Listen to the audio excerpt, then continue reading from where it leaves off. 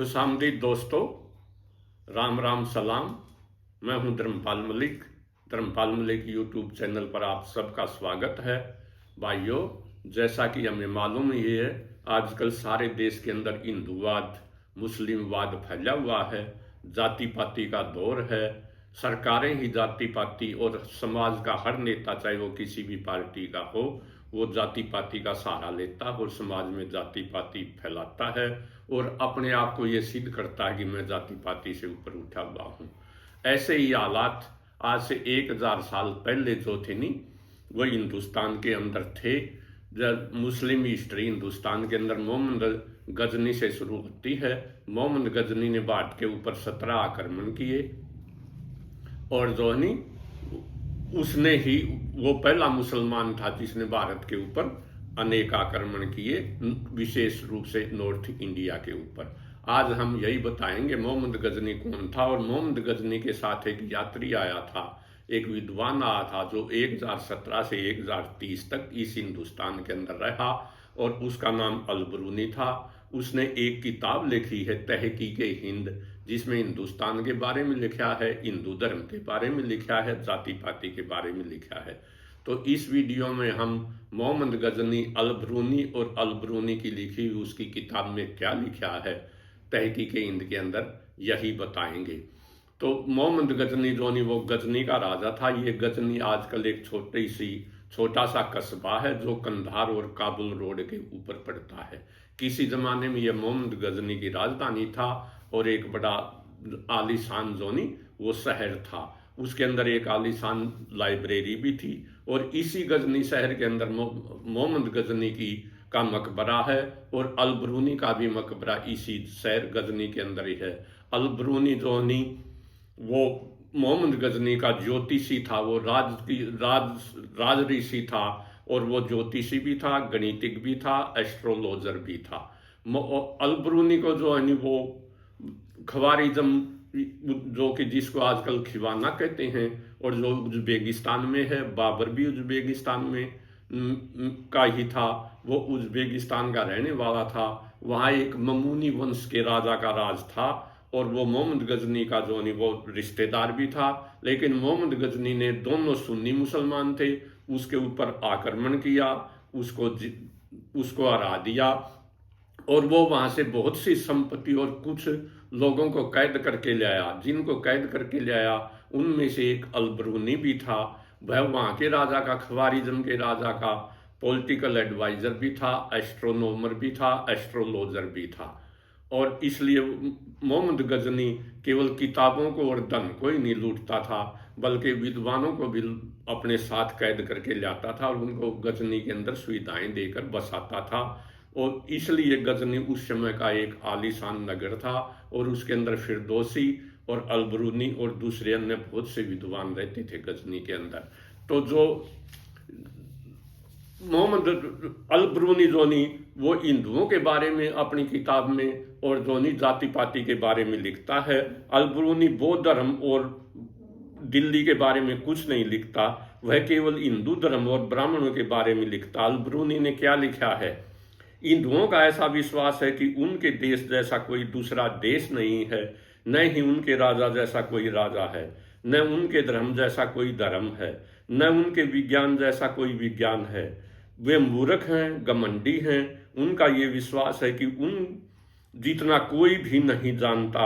ऐसा जो है नी अल-बरूनी ने लिखा है। और ये नमिता अरोड़ा की एक किताब है जो उसने 2021 में लिखी थी, Indian a brief history of a civilisation. उसके अंदर पेज नंबर 130 के ऊपर लिखा है ये जो नहीं उसका चैप्टर अल-बरूनी इंडिया, और ये इसके पेज नंबर 130 के ऊपर बिल्कुल साफ शब्दों के अंदर लिखा है, the Hindus believe that there is no country but theirs, no nation like theirs, no king like theirs, no religion like theirs, no science like theirs. तो ये जो हम जो लिखते हैं वो एक भी शब्द ऐसा नहीं होता जो किताबों के आधार पर ना हो और जो सबूत के बिना हो। इसी तरह से अल-बरूनी यह भी लिखता है कि मूर्खता एक ऐसा रोग है जिसकी कोई औषधि नहीं है। वह मूर्ख लोगों के लिए आज तक कोई दवाई बनी ही नहीं, ऐसा अल-बरूनी लिखता है। वो भारत वालों को इतिहास का कितना ज्ञान था इसके बारे में भी अल-बरूनी लिखता है। इतिहास अल-बरूनी ने यह देखकर बहुत आश्चर्य हुआ कि भारत के लोग अपने देश की राजनीति के विषय में बहुत कम ज्ञान रखते हैं, और जब उनसे कोई ऐतिहासिक घटना पूछी जाती है तो वे कहानी सुनाने लगते हैं।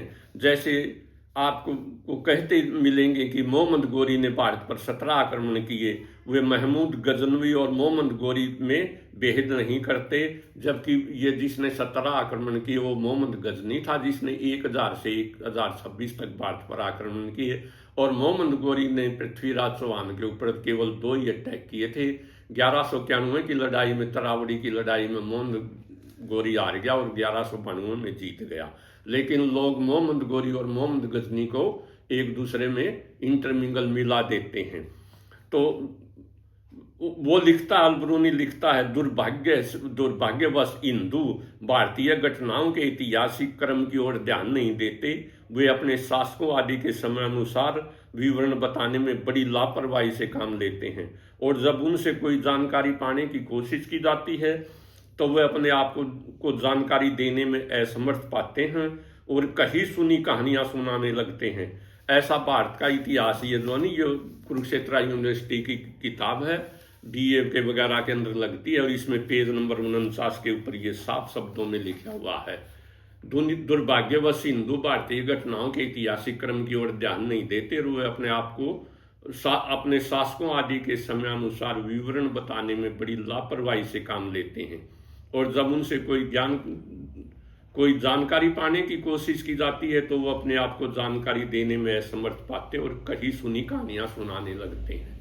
तो हम ये कहना चाहते हैं कि जो भी बोलते हैं वो सबूत के आधार पर बोलते हैं, लेकिन आजकल एक व्हाट्सएप ट्रोलिंग इंडस्ट्री पैदा होगी।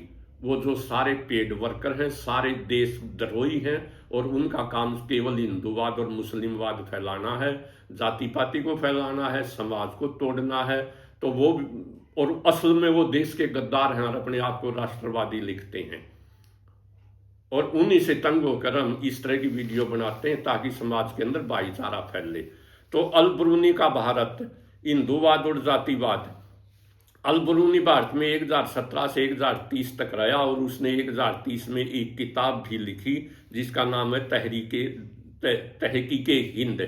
वो जाति पाति के बारे में लिखता। इस किताब में लिखा कि भारत में जाति पाति का सिस्टम है और विदेशियों को मलेच्छ कहा जाता है। जो भी दूसरे देश से आता है उसे मलेच्छ कहते हैं, और उसके साथ छुआछूत का व्यवहार करते हैं, उसके साथ खाते पीते नहीं।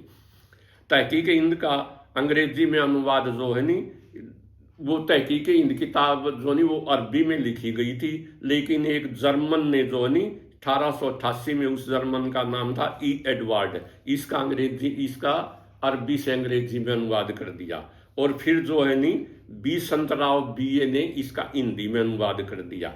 अल-बरूनी स्वयं लिखता है कि उसने यह किताब उन मुसलमानों के लिए लिखी है जो हिंदुओं से धर्म, साइंस और साहित्य पर प्रश्न पूछना चाहते हैं। मोहम्मद गजनी 30 अप्रैल 1030 को मलेरिया से संरक्षित हार गया, और उसके बाद अल-बरूनी लिखता कि महमूद ने साइंस का बहुत ज्यादा नुकसान किया, और उसने मोहम्मद गजनी ने थानेसर, जो कि हरियाणा में, थानेसर के मंदिर को लूटा, मथुरा के मंदिरों को लूटा, कन्नौज को लूटा, 1025 में सोमनाथ के मंदिर को लूटा, और इससे हिंदुओं और मुसलमानों के अंदर एक नफरत पैदा हो गई, और हिंदू मुसलमानों से नफरत करने लग गई। ये नफरत उस समय से शुरू होती है, ऐसा अल-बरूनी लिखता है। ऐसा अल-बरूनी लिखता है। इसके बाद हिंदू धर्म और ब्राह्मण, अल-बरूनी भारत में केवल हिंदू धर्म और ब्राह्मणों के बारे में लिखता है, वह बौद्ध धर्म के बारे में कुछ नहीं लिखता। वह लिखता है मूर्ति पूजा, भारत में मूर्ति पूजा भी थी, और ऐसे लोग भी थे जो केवल एक भगवान को मानते थे। तो हर तरह के, उस समय भी ऐसा ही था, लोग जाति पाति में बटे हुए थे और अनेक देवताओं की पूजा करते थे, मूर्ति पूजा होती थी। लेकिन कुछ ऐसे विद्वान भी थे जो केवल एक ही भगवान को मानते थे। 4 वेदों के बारे में अल-बरूनी लिखता है। बरूनी 4 वेदों का भी वर्णन करता है और बताता है कि केवल ब्राह्मण और क्षत्रिय इसे पढ़ सकते थे और सुन सकते थे। शूद्रों और वैश्यों को वेद पढ़ने और सुनने का कोई अधिकार नहीं था।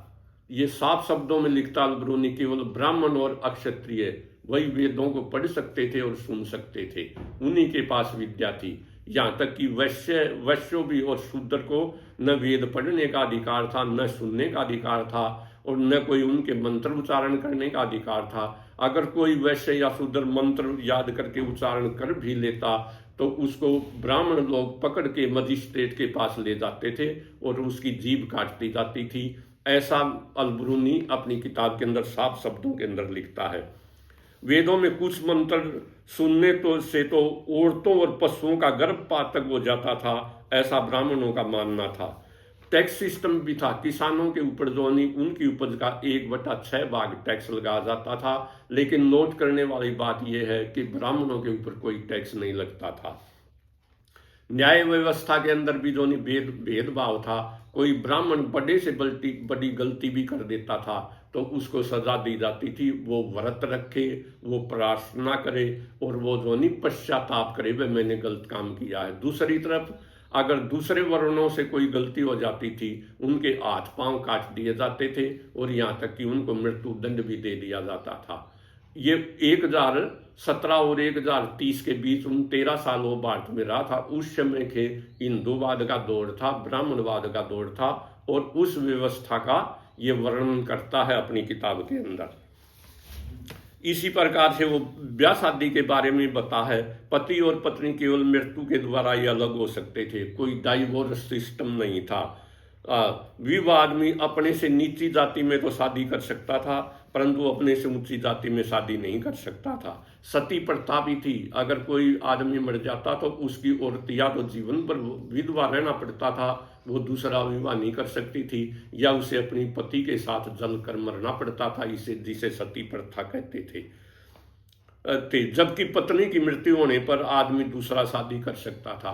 वो वैश्यावर्ती का भी जिक्र करता कि समाज के अंदर वैश्यावर्ती होती थी, नाचने और गाने का काम वो करती थी, उनके ऊपर टैक्स लगाया जाता था और राजा उस टैक्स से राज्य का प्रबंध करता था। वो ये भी लिखता है देवदासियां थी, जैसे आज भी साउथ इंडिया में देवदासियां मंदिरों में पाई जाती हैं, उस समय भी मंदिरों में देवदासियां थी और ब्राह्मण लोग उनका शारीरिक और मानसिक शोषण करते थे। ऐसा भी तहकीक हिंद के अंदर लिखा हुआ है।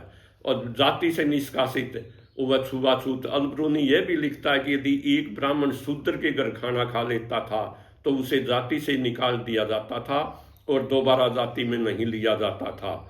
हिंदू जो अपने बचपन में ही अपने बच्चों की शादियां कर देते थे, ऐसा भी लिखता है। शादियों के बारे में बरूनी यह भी लिखता है कि एक ब्राह्मण 4 शादियां कर सकता था, अक्षत्रिय 3 शादियां कर सकता था, वैश्य 2 शादियां कर सकता था और शूद्र जो वो केवल 1 शादी कर सकता था। ऐसा अल-बरूनी लिखता है। और ये हिंदूवाद है और हिंदू धर्म और हिंदूवाद की विशेषताएं बता रहा है वो आज से 1000 साल पहले। वेद पाठ हुआ यह भी लिखता कि ब्राह्मण वेदों के मंत्र तो मेंढकों की तरह टराते थे, परंतु उन्हें उनके मतलब का कोई पता नहीं था। अतः मुर्दों को जलाना, उस समय मुर्दों को जलाया जाता था। और जो है नी बुल्ले शाह ने भी लिखा एक जगह पर, रूह के बिना तो घर वाले भी नहीं रखते। हर समाज के अंदर, हर धर्म के अंदर, चाहे मुसलमान धर्म है, चाहे हिंदू धर्म है, चाहे ईसाई है, मुर्दों को जल्दी से जल्दी निपटाने की व्यवस्था है, चाहे उसको दफनाया जाए या जलाया जाए। लेकिन आज से 1000 साल पहले हिंदू धर्म के अंदर मुर्दों को जलाया जाता था और जो मुर्दों को जलाने के लिए जाते थे उनको भी वहां से वापिस आने के बाद अपने हाथ वगैरह धोने पड़ते थे। ऐसी व्यवस्था थी। ध्यान देने वाली बात यह कि आदमी का पहला स्नान वो भी आदमी नंगा होता है और दूसरे ही पहला स्नान करवाते हैं और उसका आखिरी स्नान भी आदमी को नंगा करके किया जाता है और वो भी दूसरे ही करवाते हैं। पहले स्नान और आखिरी स्नान के बीच में जो जीवन यात्रा है उसी का नाम जीवन है। आदमी खाली आता है, खाली जाता है।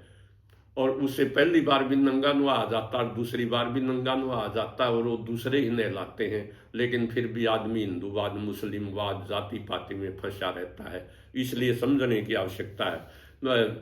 अलबरूनी जो नहीं भारत के त्योहारों का भी जिक्र करता है, वो दिवाली का जिक्र करता है और शिवरात्रि का जिक्र करता है, लेकिन वो ये बताता कि दिवाली जो के अंदर लक्ष्मी की, दिवाली के दिन लक्ष्मी की पूजा की जाती है, लोग नाचते गाते हैं, त्यौहार मनाते हैं, दिए जलाते हैं। वो दिवाली के त्यौहार को राम के वनवास के, राम और रावण की लड़ाई के साथ बिल्कुल नहीं जोड़ता, ये घटना बाद में जोड़ी गई है, ऐसा अलबरूनी लिखता है। तो ये था भाइयों अलबरूनी और अलबरूनी का हिंदूवाद और उसकी किताबें। अब मैं अलबरूनी के बारे में बता दूं आपको। अलबरूनी एक बहुत बड़ा गणितज्ञ था। उसने जोनी इसकी किरणों की प्रकाश की गति को मापा और जोनी ध्वनि की गति को मापा, और उसने ये बता प्रकाश की गति ध्वनि की गति से तेज है। वो बहुत बड़ा हिस्टोरियन था, बहुत बड़ा फिलोसफर था। 13 दिसंबर 1048 को गजनी के अंदर ही उसकी मृत्यु हुई थी, और उसकी जो है 75 साल की उम्र में उसकी मृत्यु हुई थी। 44 साल की उम्र में उसको मोहम्मद गजनी ने जो उज्बेकिस्तान से पकड़ के ले आया था। उसने अनेक किताबें लिखी, 146 के करीब किताबें लिखी। जॉर्ज सलीबा लिखती हैं कि उसकी केवल आज 22 किताबें पाई जाती हैं, और उनमें से भी आधी छपी हुई हैं। तो वो बहुत बड़ा विद्वान था। मैं उसने शादी की, उसके जो ऐसा प्रतीत होता है उसको पढ़ने से कि उसके पिताजी की भी बचपन में ही मृत्यु हो गई थी, वो अनाथ था। उसका मकबरा जो वो गजनी के अंदर है। और ये थे मोटी मोटी बातें अलबरूनी के बारे में और अलबरूनी के भारत के बारे में। और ये सारी किताबें नमित अरोड़ा, जिसने 2021 में ये किताब लिखी है, उससे ली गई हैं। कोई भाई चाहे तो इसे पढ़ सकता है। तो ये थी मोटी मोटी बातें। इसलिए भाइयों, ये हिंदूवाद ये है। अब आपने सोचना है क्या भारत को हिंदू राष्ट्र बनाएं या ना बनाएं, ये आपका फैसला है। जय हरियाणा, जय Haryanvi. Thank you very much. अगर आपको वीडियो पसंद आए तो इसे लाइक करना, शेयर करना और चैनल को सब्सक्राइब करना। Thank you very much.